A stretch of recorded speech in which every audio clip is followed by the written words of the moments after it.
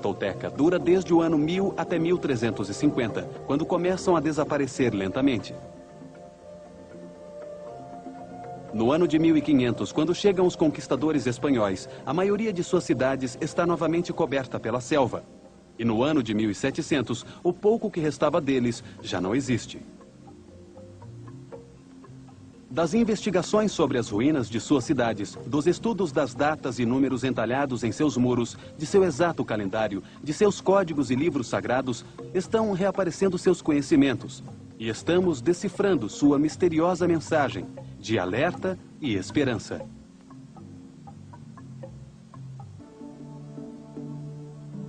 Os donos do tempo. A primeira profecia maia fala de um raio sincronizador de luz que brilha a cada 5.125 anos e que afeta o comportamento do Sol.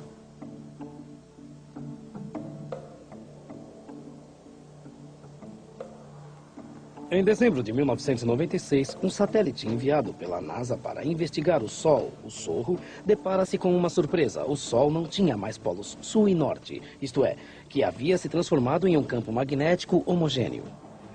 Em janeiro de 1997, uma impressionante tormenta magnética ocasiona uma enorme radiação solar que destrói o satélite Telstar 401 da AT&T. Em dezembro de 1997, a NASA detectou que o centro da galáxia começou a enviar imensas quantidades de energia para o universo. Desde aquele mês, o campo eletromagnético da Terra, uma série de linhas de força que se encontram ao redor do planeta e que atuam como um ímã, moveu-se e diminuiu sua potência, de uma medida de 4 Gauss em 1996 para 1,5 Gauss na atualidade.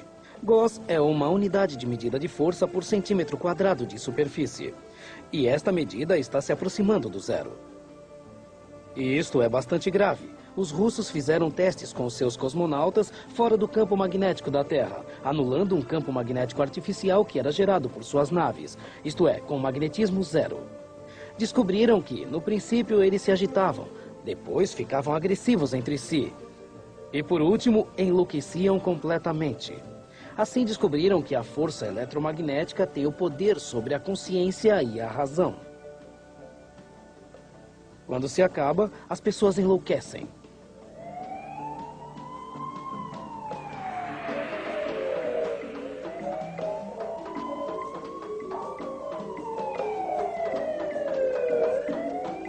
O homem utiliza a tecnologia para produzir campos eletromagnéticos. Além disso, nós, os seres humanos, temos nosso próprio campo eletromagnético. Nós precisamos aprender a ativá-lo conscientemente.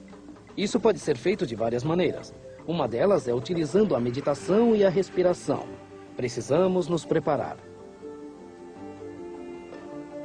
A diminuição da intensidade do campo eletromagnético da Terra nos últimos anos fez com que os pássaros que migram entre os países utilizando as linhas desse campo de força como guia perdessem o rumo.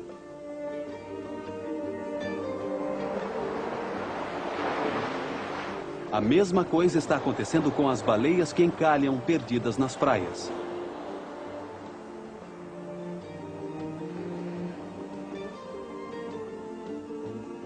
Nas duas últimas semanas de setembro de 1994, houve uma oscilação no campo eletromagnético que obrigou os pilotos dos aviões em voo a pousar manualmente e não por instrumentos.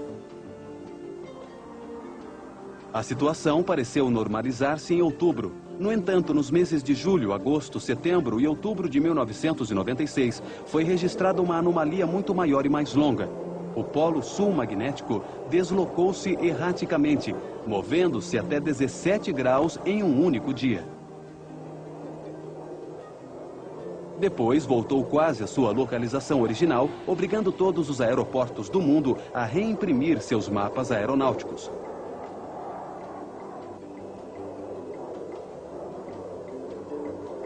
O aeroporto O'Hare de Chicago, por exemplo, mudou de 2 para 1,5 graus.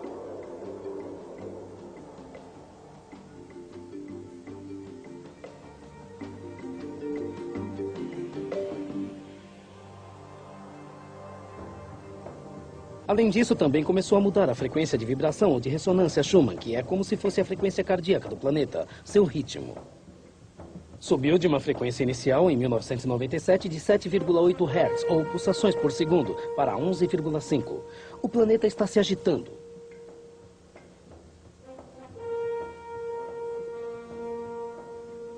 Tudo isso quer dizer que nossos cientistas sabem o que está acontecendo e concordam com o que os maias descobriram há 1.200 anos.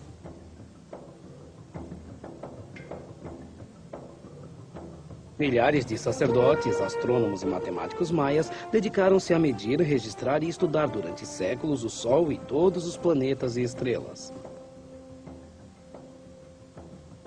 Há 1.200 anos, foram tão avançados que calcularam a distância que nosso planeta percorre anualmente ao redor do Sol. Tiveram tanta precisão que hoje a NASA tem apenas centímetros de diferença com as medidas que os maias obtiveram. Eles calcularam que a Terra dava a volta ao Sol em 365,2420 dias. Hoje, o ano de Greenwich é de 365,2422. Uma incrível diferença de apenas 17 segundos e 28 centésimos, ou seja, 1/10 de milésimo por ano. Mediram o ano do planeta Vênus e o estabeleceram em 584 dias. Hoje, a NASA diz que a medida é 583,92 dias por ano. Praticamente o mesmo.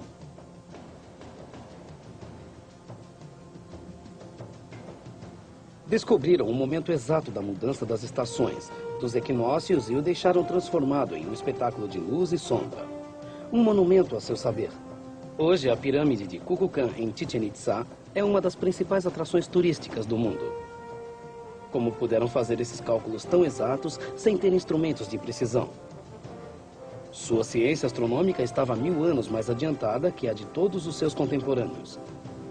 Seus sumos sacerdotes, os Acalquines, dedicavam-se ao registro diário e ao estudo dos movimentos do Sol, da Lua e de todos os planetas e estrelas.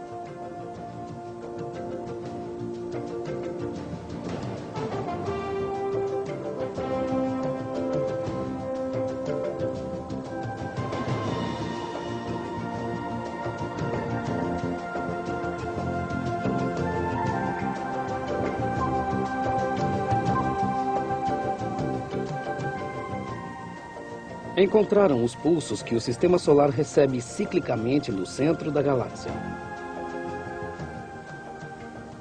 Construíram cidades como Tulum, rodeadas por muralhas, não para sua defesa, mas para usá-las como ponto de referência da aparição do Sol e dos planetas.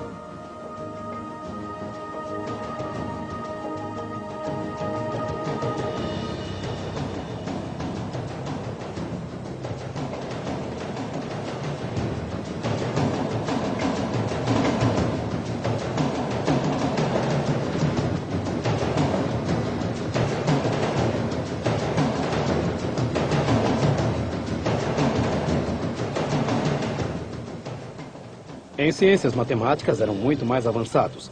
Descobriram o 0500 anos antes que os árabes.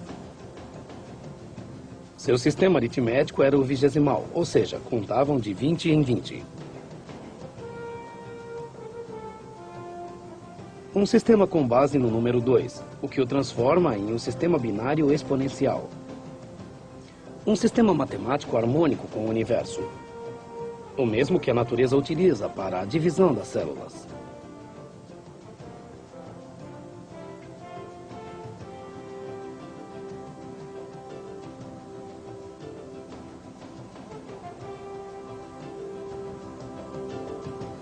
Utilizam também os números de maneira simbólica, transformando-os em entidades mágicas, em seres harmoniosos que contam uma história, como o I Ching.